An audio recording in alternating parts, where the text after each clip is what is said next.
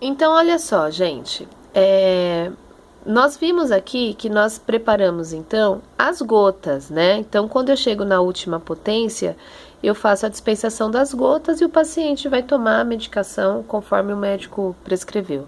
Porém, quando é glóbulos, né? Então, como que eu faço? Então, para fazer os glóbulos, nós temos a técnica da impregnação tripla, tá?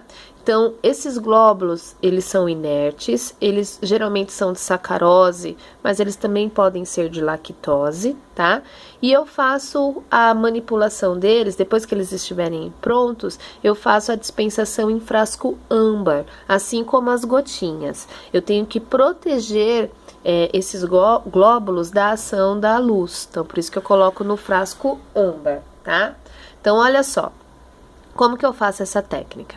Eu preparo, então, a potência desejada, né? Então, vamos supor que foi o 6CH. Eu faço a técnica lá da diluição dos frascos múltiplos, tá? E depois eu vou começar a impregnar nesses glóbulos. Então, eu pego a potência que eu finalizei, a última potência, e eu faço a impregnação. Eu vou adicionar nesses glóbulos. Como? Eu vou pegar aquela potência final, vamos supor, 6CH, e também vou dividir em 3 partes. Então, eu tive lá 20 ml produzidos, né? Lá dentro do frasquinho eu tenho os 20 ml.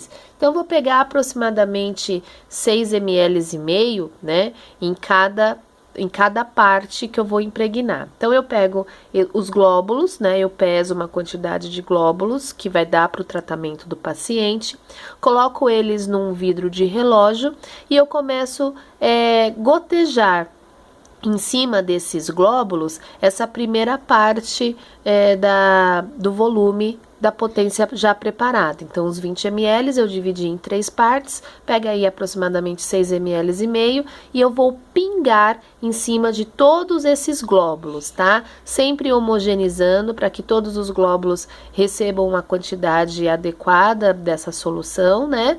Agito, né, de uma forma lenta, mas eu faço uma agitação, né, só para poder homogeneizar bem e deixo secando. Em algumas situações a gente pode até colocar para secar em estufa, tá? Em temperatura controlada, mas eu tenho que tomar um cuidado, porque se esse glóbulo ele é feito de sacarose, que é o açúcar, em alta temperatura derrete. Tá? Então, quando a gente leva para secar na estufa, a gente tem que tomar cuidado para não derreter os glóbulos. Geralmente, deixa secando naturalmente. Então, quando essa primeira parte já foi adicionada, né, homogeneizada nos glóbulos e já seca, eu vou fazer então aquela segunda parte. Então, eu tenho mais 6 ml e meio. O que eu vou fazer? Novamente, eu vou pegar 6 ml e meio, vou gotejar em cima dos glóbulos, homogeneizando, dando uma leve agitação e deixando secar. Secou, eu percebi que todos os glóbulos absorveram aquela solução, então agora eu vou fazer a terceira parte. Vou pegar os últimos 6 ml e meio, vou adicionar novamente gotinha a gotinha em cima dos glóbulos, homogeneizando e deixando secar, tá? Então, eu faço essa, chama-se impregnação tripla, porque eu faço 3 vezes esse processo. Olha lá, aqui na imagem fica mais fácil, né? Então, eu pego lá os glóbulos inertes, olha só, coloco no vidro de relógio, e eu vou gotejando, então, a quantidade do volume que foi preparado, né, da última potência, eu vou colocando em cima desses glóbulos, até que eu perceba que todos os glóbulos foram encharcados, eu deixo secar. Secou, eu vou colocar a segunda parte, então eu tenho que usar todo esse conteúdo, todos esses 20 ml que foram preparados. Secou, então coloco novamente uma leve homogeneizada, quando eu perceber que todos os glóbulos teve absorção do líquido, deixo secar e por final eu faço a terceira parte, certo? Novamente, faço a impregnação em todos os glóbulos, dou uma leve agitação e deixo secar. Uma vez esses glóbulos secos, eu acondiciono num frasco âmbar, rotulo e entrego para o paciente. Tudo bem?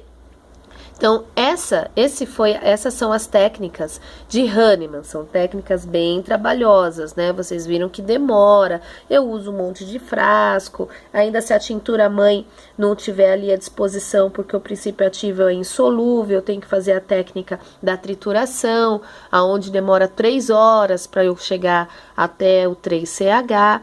Então, olha só. Pensando em tudo isso, teve um médico, que era o Korsakov, que ele inventou, né, um método korsakoviano, que ele utilizou como frasco único, método do frasco único, tá? Ele era um médico russo e ele quis levar a homeopatia para a guerra, né? E não dava para levar esse monte de frasco. Imagine numa guerra, na enfermaria daquela guerra, ter um monte de frascos. Então ele fez uma adaptação. Ele começou a utilizar um único frasco para preparar um medicamento homeopático. Só que esse método de Korsakov, ele só é válido se eu começar a partir da potência 30 CH. Tá? Então, eu tenho que ter a potência 30 CH para começar daqui em diante fazer o método de Korsakov. E a potência 30 CH tem que estar no teor alcoólico de 70%. Então, eu preparo toda aquela técnica da diluição até o 30 CH, mantendo um teor alcoólico de 70%, e daqui em diante a gente começa o método de Korsakov. Como que é esse método? A gente pega um frasco, tá? O frasco que tem lá a potência 30 CH, e a gente coloca ele de boca para baixo, aberto. Então, a gente deixa todo o conteúdo escorrer durante 5 segundos, tá? Então, eu pego aquele frasco, viro de ponta cabeça, deixo toda aquela a quantidade e ir embora, jogo fora, tá? Deixo escorrer. Quando contar 5 segundos, 1, 2, 3, 4, 5... eu verto o frasco novamente de cabeça para cima. Vocês concordam que alguma quantidade que ficou presa ali no frasco vai voltar e ficar na base, né? Que ficou presa ali na parede, vai voltar e ficar na base. Aí, o que que eu faço? Eu vou colocar, então, 99 partes do insumo inerte, do álcool, por exemplo, tá? E aí, eu faço mais as 100 sucções. Quando eu verto esse frasco de ponta cabeça, eu deixo escorrer durante 5 segundos, o que volta, o que fica nas paredes do frasco, o Korsakov falou que era o equivalente a uma parte. A gente não faz a diluição 1 para 100? Então, era equivalente a essa uma parte. E eu só tenho que acrescentar o veículo inerte, por exemplo, o álcool. E aí, eu continuo a técnica, sem agitações. Feito isso, eu tenho, então, agora a potência 31K. Esse K significa de Korsakov. Nós não estamos mais falando do método de Hahnemann, que é o CH.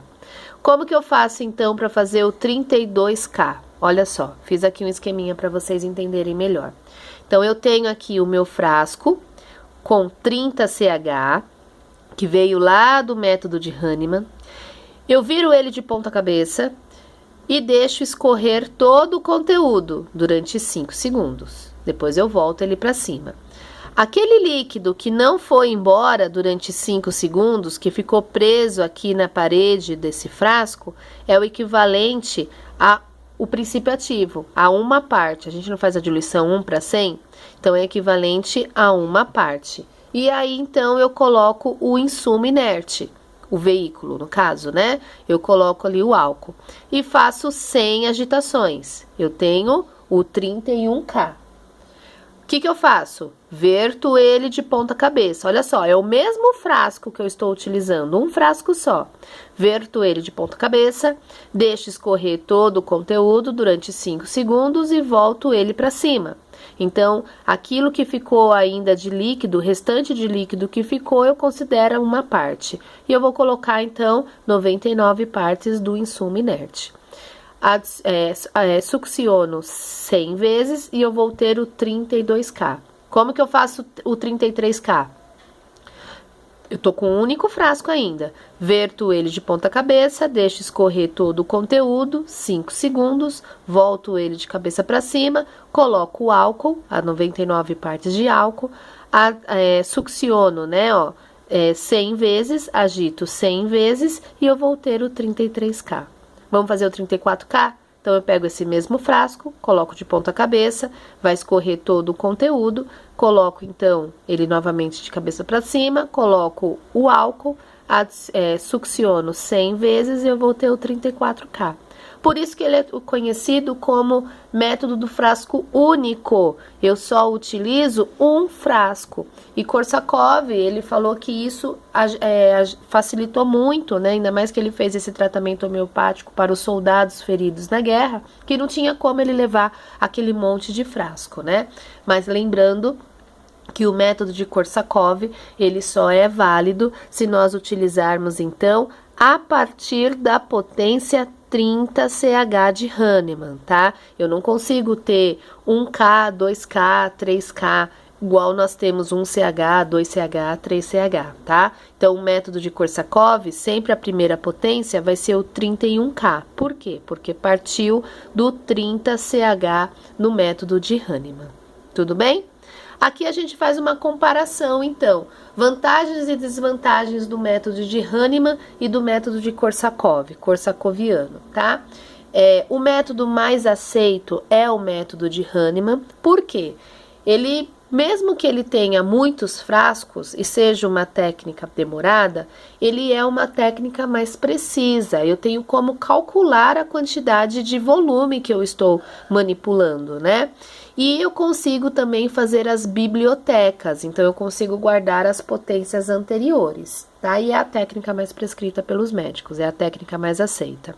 O método de Korsakov, então, ele é um método do frasco único, eu só utilizo um frasquinho e eu não tenho como ter precisão do volume, né? Na hora que eu verto o frasco de ponta cabeça, olha só, como que eu vou ter certeza que o volume que ficou aqui é realmente aquela uma parte?